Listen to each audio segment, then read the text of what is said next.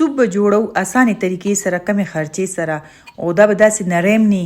او زه تاسو ته په دې کې ټیپس ښیم چې داسې ځنه خلک سوپ جوړ کړي کیري هغې نه اوبه شي.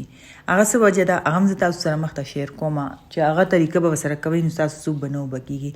سبزیانو وال جوړوئ که ساده جوړوئ هم ستاسو مرضي ده. دې دپاره ما اوږه ادرک و ټکولا مې واخیسته داسې یوه نیمه چمچ، او اوچه دڼیا مې وایسته ثابته، یو چمچ زیره مې نیمه چمچ وایسته، لونګ مې څو دانې واخیسته، او ورسره مې دغه تور مرچکي واخیستو، دارچیني شوه، تیز پات پته شوه، مطلب دا دی مالګه شوه، ژوندۍ مسالې. غوښه کې مې د اډوکي غوښه هم واخیسته د چرګې والا، او داسې نارمل غوښه مې هم پکې وایسته چې لکه تاسو که خالي اډوکي والا الئ او که ساده الئ. د دې به پیله مونږه د اوبه پکې واچوئ او جوش وله ورکوئ. دلته وله ما 15 منټه ورکړو، تاسو وله 10 منټه هم ورکوئ کافي دی، او کني په دیچکي کې نرمه کوئ. نو دلته به د دې سوپ تیار شي. سوپ ام یخني ته وایي. زمونږ خلک چې دی وایي چې دا سوپ بیل شی دی او یخني بیل شی دی. نه دا یو شی دی، خو اوس لږ دا کانفلور سره او دغه نورو طریقو سره ټینګ شي. نو دلته به دې نه دا غوښې اوچتې کړو، د دې به مونږ ریشې جوړې کړو، ریشې مطلب په لاس به یې ماته کړو که نه. او دا یخني چې دی د دې چاڼکول ضروري دی. اصلي مقصد دا دی چې لکه وګورئ دې کې دا اوږه شوه، ادرک شوه، دا ذرات پکې مزه نه کوي.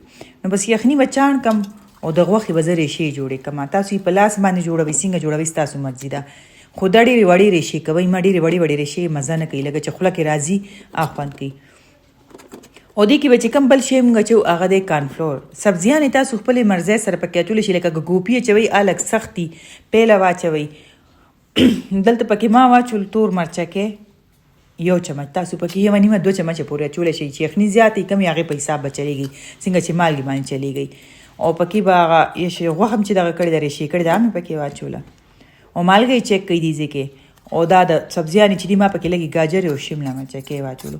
دې سره چې د دې کم ښایسته خوند راځي دا شمله مرچکې سي واقعي چې سوپ ذایقه ورکوي. کانفلور واخلئ. کانفلور چې دا د جوارو ناششته ده، دا هم څه نقصان دې شی نه دی چې څنګه د غنمو ناششته وي که نه، خو دا د جوارو وي. نو دلته به زه دا 3 چمچې واخلم، او دې کې به 1 چمچ اوړه واچوئ. عام اوړه سي موږ سره کور کې د غنم اوړي، او که سپینه میده وه تاسو سره چې کوم اوړه وي بس 1 چمچ به پکې واچوئ، او لږې اوبه به پکې واچوئ، حل به یې کوئ. دلته چې څنګه دا جوش واخلي سبزیانې ډېرې به یې نه پخوئ. ګورې دا دومره هسې نه پخېږي، خو په دې یخنۍ کې چې څنګه ور واچوي دا پخېږي بیا.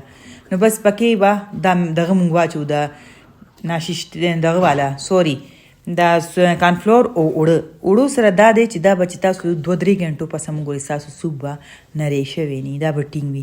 خالي کانفلور چې ور واچوئ نو هغه بیا اوبه شي. ښه ماته لږ کانفلور کم وښکارېدو، ما وله 2 چمچې نور جوړ کړو پکې واچولو. دا تاسو باندې، تاسو پکې 6 چمچې اچولی شي، 7 چمچې اچولی شي، هېڅ نقصان نه در کوي. ولې چې ناششتې غوندې شی دی دا، نو او بیا به حل کوي پکې واچي. سوپ ټینګوالي ته به ګورئ، او ورسره به پینډ شوې هګۍ 3 واخلئ، 2 واخلئ چې څونه تاسو پکې اچول غواړئ. نو دا مې پکې پینډ شوې هګۍ واچولې. وګورئ دې سره دا سوپ څنګه را ټینګ شو. یو پکې کانفلور راغو. دلته به دا چې داسې یشیږي، لکه تاسو ورته وګورئ دلته دې جوش واخیستو. چې جوش واخلي دا به 1 منټ پخوو، زیات به یې نه پخوئ، 1 یا 2 منټه، دې نه به ډېر زیات ټایم نه ورکوئ. بس دا دی چې هغه هګۍ پکې سمه پخه شي. او دې کې تاسو سره چې کم سوس وي، لکه چلی سوس شو، سویا سوس شو، بازار کې چې په خالي ورشي دا 3 واړه سوسونه د دې سوپ پر یو ځای ملاویږي، پیکې جوړ کړي ورکوټې بوتلې. دې کې به تاسو سرکه نه اچوئ، دې ټایم کې نیمبو به نه اچوئ، که آب اچوئ تاسو به وروستو اچوئ، هغه هم زه تاسو وڅښم. هغې سره دا سوپ چې دی بیا اوبه شي، چې پروت وي که نه سوپ نری شي. دا تاسو کوشش کوئ چې دې کې تروش شی تاسو سوانه اچوئ، او ټینګولو دپاره پکې خامخا اوړه اچوئ.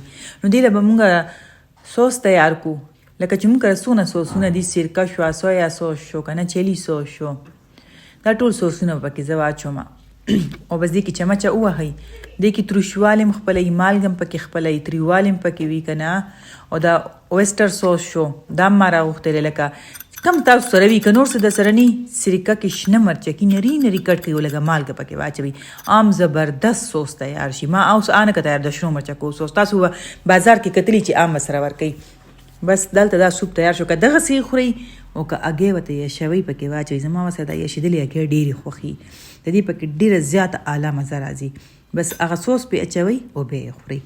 ګرم واخلئ، مزېدار. او امید کوم چې تاسو په ریسیپي باندې پوه شوي یئ. ګرانه خبره پکې سم نه وه.